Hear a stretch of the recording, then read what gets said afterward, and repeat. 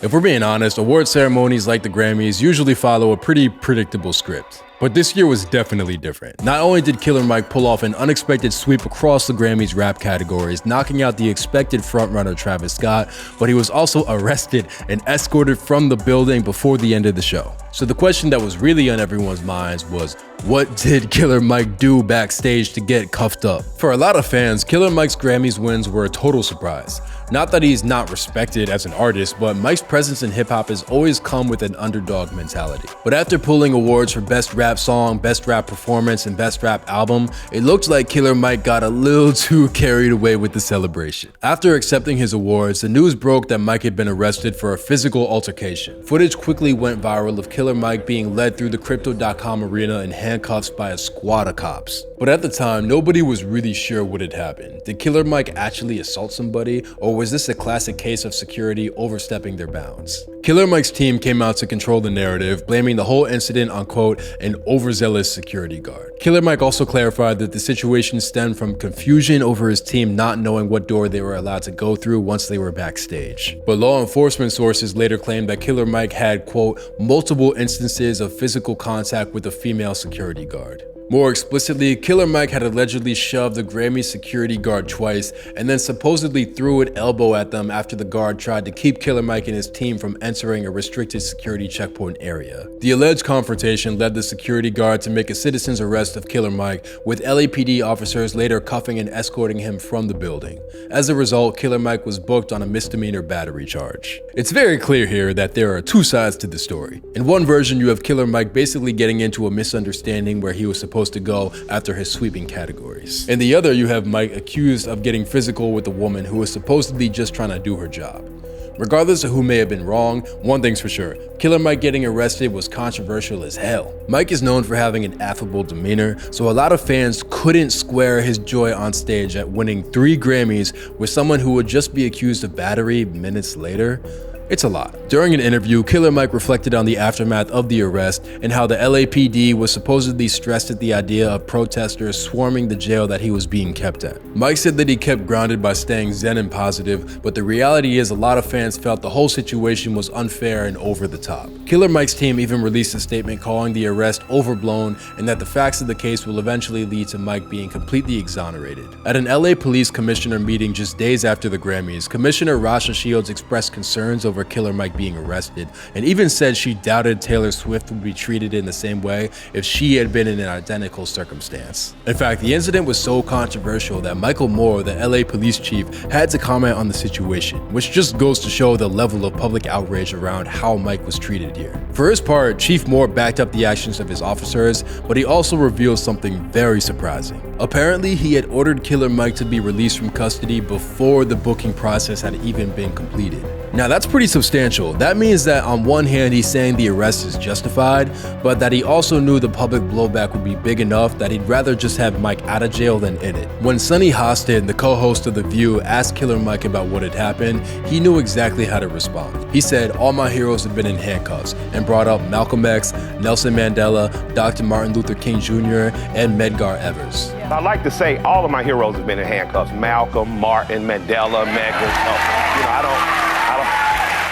For a lot of people, the whole Killer Mike arrest was emblematic of a long-standing issue that hip-hop artists and fans have had with the Grammy Awards. For decades, there's been widespread controversy and sometimes even boycotts about how the awards have treated rappers, from not considering them in top-of-the-line categories to refusing to televise their awards. In fact, Killer Mike's arrest happened before the actual headlining primetime ceremony. That's because the Rap Awards are regulated to a pre-show ceremony because the actual televised portion of the show can only fit so many categories. But for a lot of artists, banishing a marquee hip-hop award like Best Rap Album to a pre-show was a sign of blatant disrespect towards the genre. There's been a long adversarial relationship between rappers and the Grammys. Will Smith and DJ Jazzy Jeff famously boycotted the Grammys in 1989 when they learned their record for Best Rap Performance wouldn't be televised. Jay-Z launched a boycott of his own in 1998 when DMX wasn't nominated.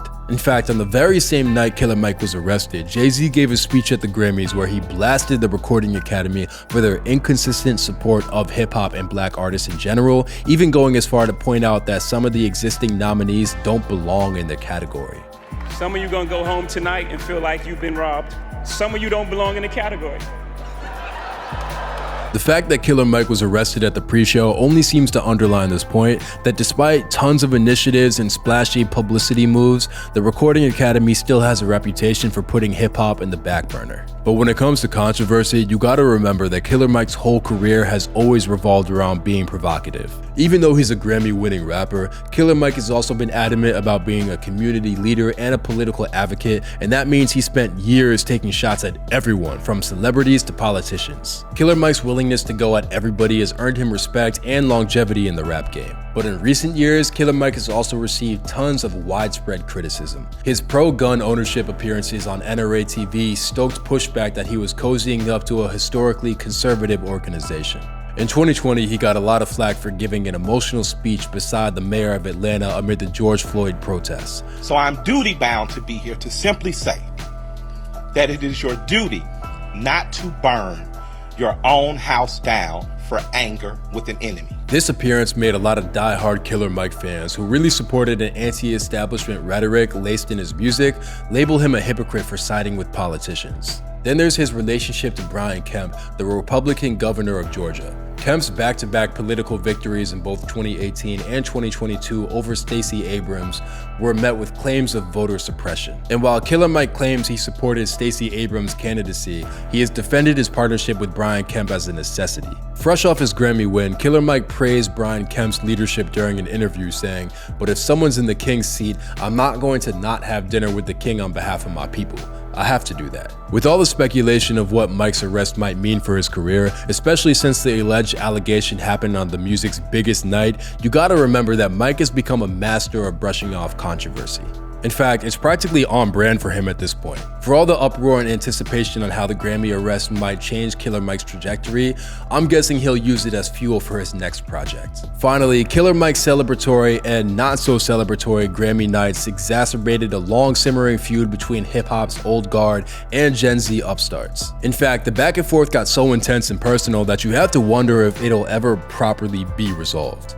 When Killer Mike beat out Travis Scott for contention, younger fans took to social media to rail about how unfair the outcome was. Kai Cenat got a lot of attention by straight up saying he had no idea who Killer Mike was. Aiden Ross took the trolling further by writing, "Over Utopia is crazy" on Instagram. After all, while Killer Mike has been in the game for 2 decades, Travis Scott's much anticipated comeback album Utopia was a blockbuster success and launched a world stadium tour.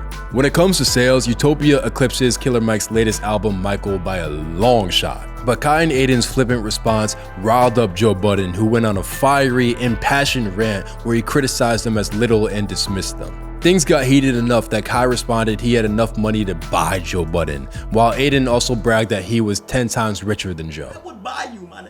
You understand that, bro? In response to all the criticism and debate, Killer Mike took a pretty diplomatic stance, shouting out Travis and inviting young streamers like Aiden Ross and Kai Cenat to have a broader appreciation of art as a whole. Mike even said that there was no hate for the younger generation and even hinted that he'd have no problem popping up on a Kai Cenat live stream. It's possible that Mike might have his day in court or that his team might get the charge dismissed. In the process, we might have a more definite version of what happened backstage on the Grammys night. If there's existing security footage of the alleged confrontation, that could potentially play a big role in how people perceive the incident and Killer Mike. We're just gonna have to stay tapped into how this case develops, but in the meantime, shout out to Killer Mike. He's doing his thing.